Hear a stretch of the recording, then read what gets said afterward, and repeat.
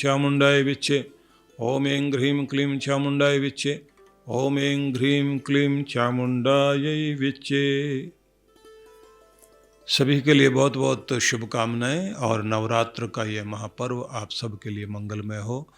कलश स्थापन आप सब ने किया है और कलश स्थापन के साथ साथ आपने उसके ऊपर नारियल रखा है और अशोक के पत्र या फिर जो है आम के पल्लव कलश के ऊपर लगाए जाते हैं, तो जिसका मतलब होता है कि हमारा घर हरा भरा रहे। और यह कलश जो है वह ब्रह्मा विष्णु महेश तीनों का स्वरूप माना जाता है कि त्रिदेव इसमें विराजमान है। और यह एक प्रतीक है जीवन घट का कि जिसमें जल भरा हुआ, जीवन जल भरा हुआ है और इस पर हमारा जो सिर है वह कलश में रखा हुआ नारियल है और प्रसन्नता के पल्लव चारों तरफ हैं, जिसका मतलब यही होता है कि हमारे जीवन का घट जल से जीवनी शक्ति से भरपूर रहे और हम प्रसन्नता से युक्त रहें। नारियल का नियम है कि उसे आप जो है भगवान को अर्पित करते हैं, गणपति भगवान को अर्पित करते हैं या फिर अपने तिजोरी में रख लेते हैं।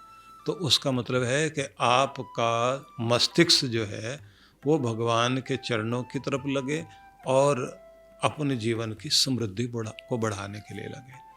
तो ये बात ध्यान रख लीजिए कि जीवन की इस घट को, इस घड़े को, जो भी जीवन भगवान ने हमको दिया है, ये भगवान का दिया हुआ देवालय है। तो इस देवालय को सुरक्षित रखना, स्वस्थ रखना और सुंदर बनाए रखना हम सब का कर्तव्य है। तो एक तो स्वास्थ्य के लिए हमें जागरूक होना चाहिए, जो इन दिनों संकल्प कर लें कि ये नियम हम अपनाएंगे और अपने शरीर को ऊर्जा से युक्त करेंगे।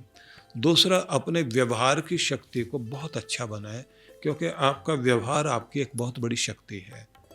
आपको शक्ति इस रूप में भी अपनानी है कि स्वास्थ्य, आरोग्य बड़ी शक्ति है। उस शक्ति को प्राप्त करके आप अपने जीवन के सारे वैभव और सुख ले सकते हैं। दूसरा है, आपका व्यवहार कौशल जो है वो एक आकर्षण शक्ति है जो सबको आपकी तरफ खींचती है। सफलता प्राप्त कराने में भी ये बहुत काम आती है। और इसी के साथ में एक तीसरी शक्ति और होती है, आपकी वाणी की शक्ति, आपका बोलना, और बोलने में भी आप कहाँ किस प्रकार से अपनी वाणी का प्रयोग करें। तो इसमें माधुर्य तो होना ही चाहिए, वाणी का आकर्षण तो बहुत महत्वपूर्ण है, लेकिन जहाँ बोलना चाहिए वहाँ बोल भी सकें और जहाँ चुप रहना चाहिए वहाँ चुप रहना भी आना चाहिए। लेकिन भड़काऊ भाषा का प्रयोग कभी भी ना करें और आलोचना, निंदा से अपनी वाणी को खराब नहीं करना चाहिए। तो सरस्वती माता का आह्वान करते हुए अपने कंठ में कौशल स्थापित हो और वाणी में माधुर्य बना रहे, ये शक्ति भी हमें प्राप्त करनी चाहिए। एक शक्ति मानी जाती बौद्धिक शक्ति, जिसको हम प्रज्ञा शक्ति बोलते हैं, वो है आपके निर्णायक शक्ति का प्रयोग, निर्णायक बल। ये बल जो है बहुत बड़ा काम करता है। इस शक्ति को भी जागृत करने का अवसर इसी समय होता है। निर्णायक शक्ति जो है यही आपकी समझदारी है। पूरे घर के अंदर एक समझदार आदमी हो तो पूरे घर को संभाले रखता है, और सारे के सारे ना समझ, बेसमझ, मूर्ख लोग इकट्ठे हो जाएं, सारे जिद्दी, सारे क्रोधी और सारे एक दूसरे को नीचा दिखाने वाले, सबकी नाक ऊंची है, सबको अपना अपना मान पसंद है, कोई भी एक दूसरे को बर्दाश्त करने को तैयार नहीं है, कोई किसी के साथ मिलकर चलने को तैयार नहीं है, तो आप कितना भी खजाना वहाँ रख लेना, लेकिन वो घर नरक बन जाएगा।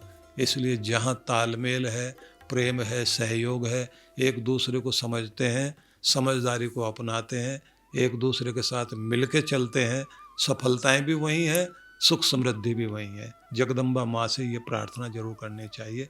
इसलिए इन दिनों गायत्री उपासना भी की जाती है।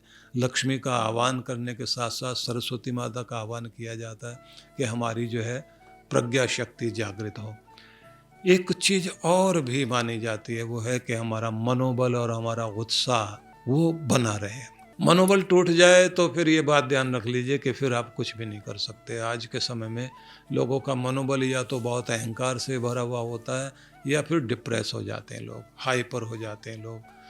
इसके कारण जो है लोग अपने जीवन में संतुष्ट नहीं है, खुश नहीं है, तृप्त नहीं है भीतर से।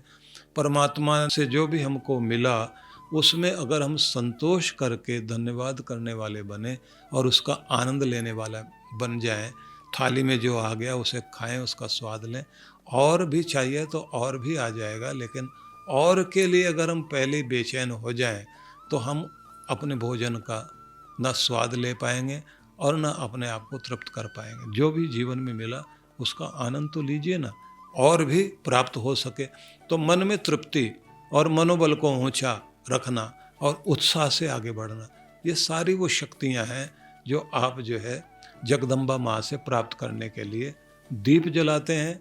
और इन दिनों शक्ति शक्ति शक्ति शक्ति शक्ति शक्ति और साथ साथ मंत्र बोलते हैं, या देवी सर्वभूतेषु शक्ति रूपेण संस्थिता नमस्तस्यै नमस्तस्यै नमस्तस्यै नमो नमः।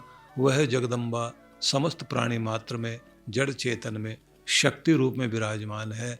मैं उस शक्ति को प्रणाम करता हूँ और उस शक्ति को हृदय में धारण करता हूँ, अपने रोम रोम में उस शक्ति को जागृत करता हूँ, जिससे मेरे जीवन में शक्ति का उदय हो और मैं अपनी शक्ति को शुभ की ओर लगा सकूं। ध्यान रख लेना, भगवान शक्ति देते भी हैं अगर, या जगदम्बा से हम शक्ति प्राप्त भी कर लेते हैं तो उसे शुभ की ओर लगाना चाहिए।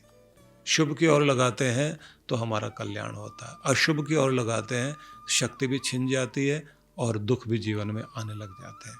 आप सबके लिए बहुत बहुत मंगल कामनाएं।